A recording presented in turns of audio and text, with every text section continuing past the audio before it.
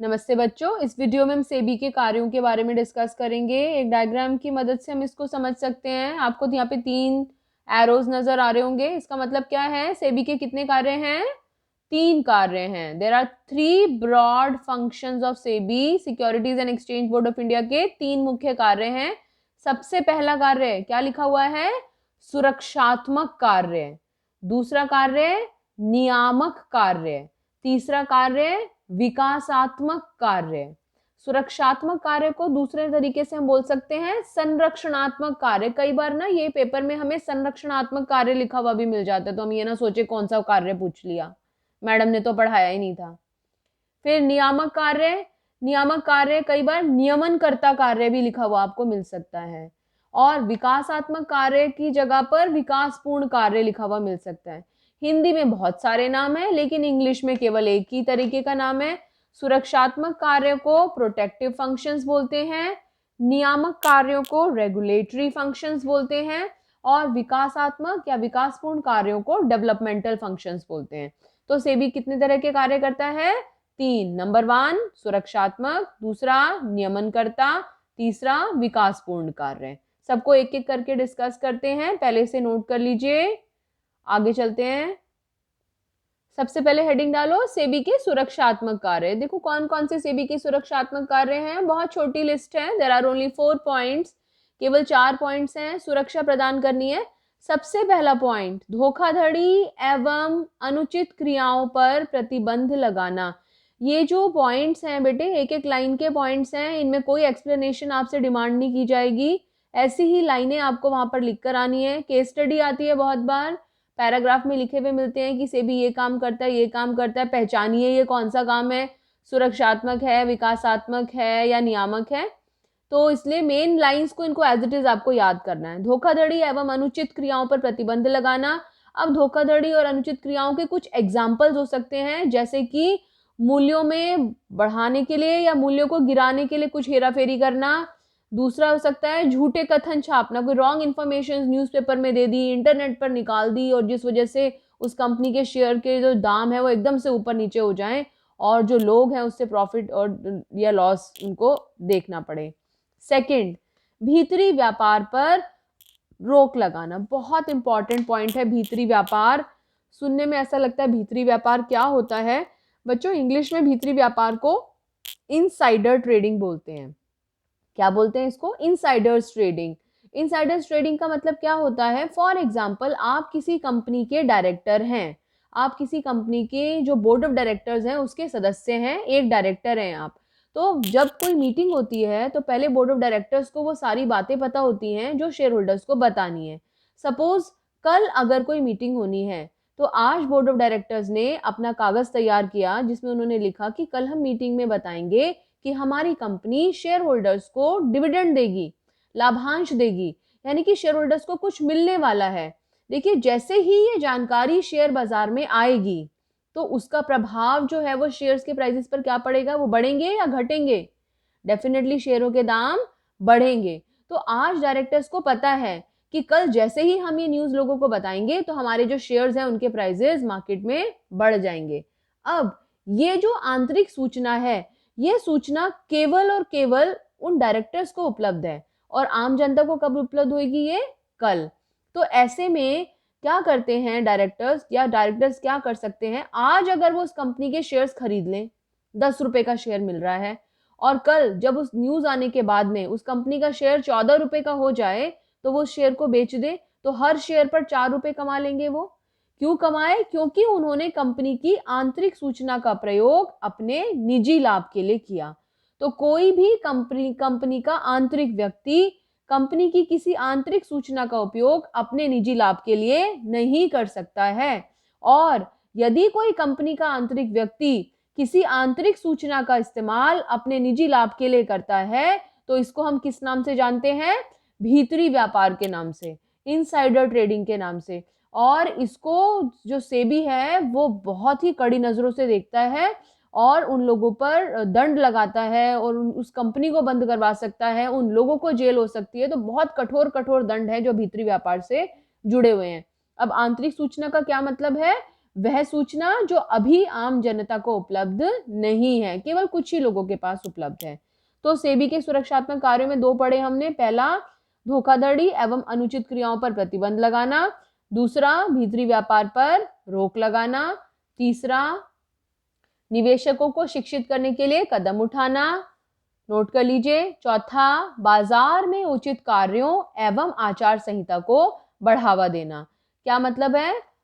अधिक उचित आचार संहिता कैसे होगी, उचित कार्य कैसे करेंगे? एक छोटा सा एग्जांपल एनसीईआरटी में इससे रिलेटेड दिया हुआ है कि सेबी ने कंपनी के ऊपर, मोस्टली कंपनीज के ऊपर ये प्रतिबंध लगाया हुआ है आजकल कि वो अपनी मर्जी से जो ऋण पत्र धारकों का पैसा है, जो डिबेंचर होल्डर्स से जो उधार ले रखा है पैसा, वो कंपनी अपनी मर्जी से उसको कहीं भी ऐसे ही निवेश नहीं कर सकती हैं। उन्हें पहले डिबेंचर होल्डर्स की परमिशन लेनी होगी ताकि कोई भी काम वो कंपनियां करें तो वो कार्य अनुचित ना हो।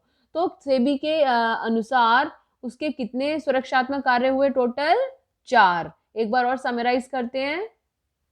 पहला कार्य, प्रतिबंध लगाना। किस चीज पे प्रतिबंध लगाना? अनुचित क्रियाओं पर। दूसरा कार्य, रोक लगाना। किस चीज पे रोक लगाना? भीतरी व्यापार पर रोक लगाना। तीसरा कार्य, शिक्षित करना। किसे शिक्षित करना है भाई? निवेशकों को। चौथा कार्य, बढ़ावा देना। किस चीज को बढ़ावा देना है? आचार संहिता को और उचित कार्य को। तो कीवर्ड्स याद रखो बस। क्या कीवर्ड्स हैं? प्रतिबंध लगाना, रोक लगाना, शिक्षित करना, बढ़ावा देना। 4 सुरक्षात्मक कार्य। क्या क्या 4 सुरक्षात्मक कार्य? प्रतिबंध लगाना, रोक लगाना, शिक्षित करना, बढ़ावा देना। किस चीज पे प्रतिबंध लगाना है? अनुचित क्रियाओं पर। किस चीज पर रोक लगानी है? भीतरी व्यापार पर। किसको शिक्षित करना है? निवेशकों को। किसको बढ़ावा देना है? आचार संहिता को। नोट कर लो। अब बात करते हैं दूसरे फंक्शन की। कौन सा फंक्शन है दूसरा? नियमनकर्ता कार्य। नए पेज पर हेडिंग डाल लीजिए, नियमनकर्ता कार्य या रेगुलेटरी फंक्शंस।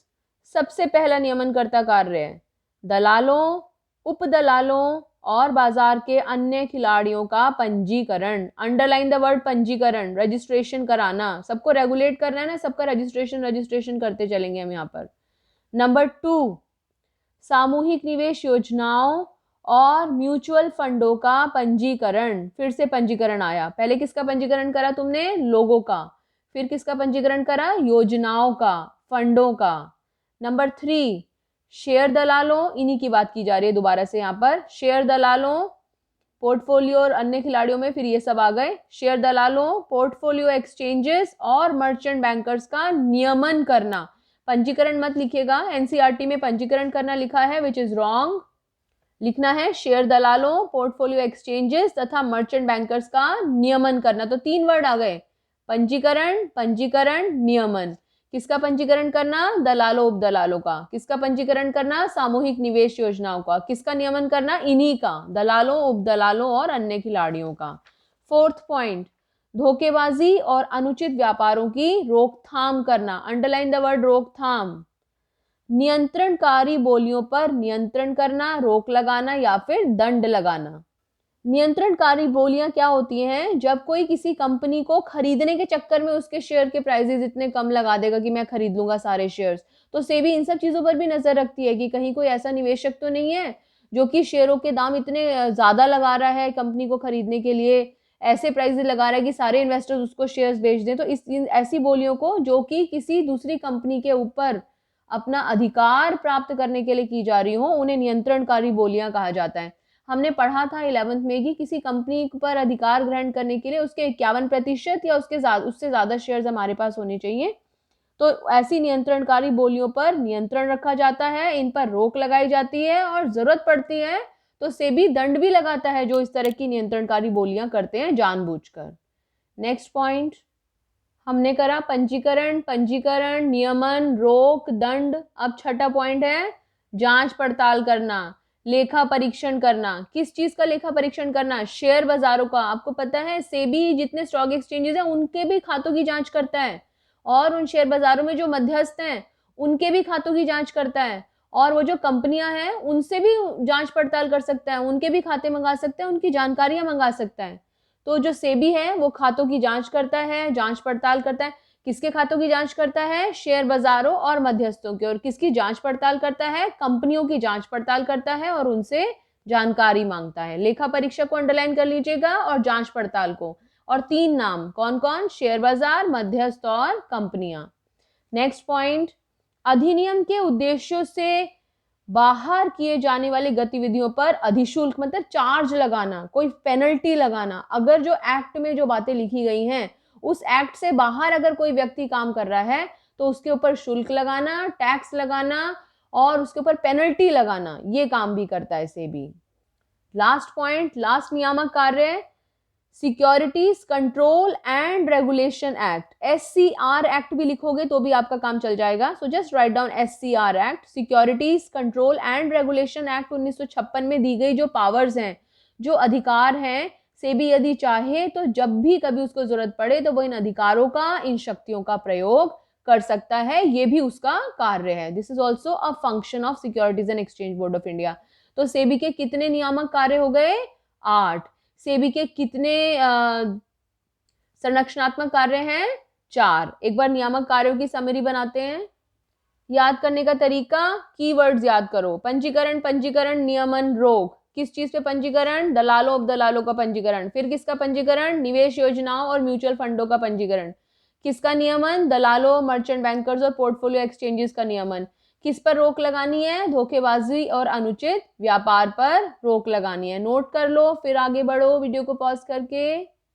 5वां पॉइंट, जांच, अधिशुल्क लगाना, दंड लगाना, अधिकारों का पालन करना। किस चीज की जांच करना, खातों की जांच करना। किस किस के खातों की जांच की जाएगी, 3 नाम आ गए यहाँ पर, कौन कौन, स्टॉक एक्सचेंज, मध्यस्थ और कंपनी।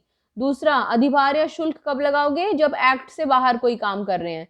तीसरा, दंड कब लगाएंगे, जब नियंत्रणकारी बोलियां का इस्तेमाल करेंगे, किसी दूसरी कंपनी को टेक ओवर करने की कोशिश कर रहे हैं, किसी दूसरी कंपनी को हथियाने की कोशिश कर रहे हो।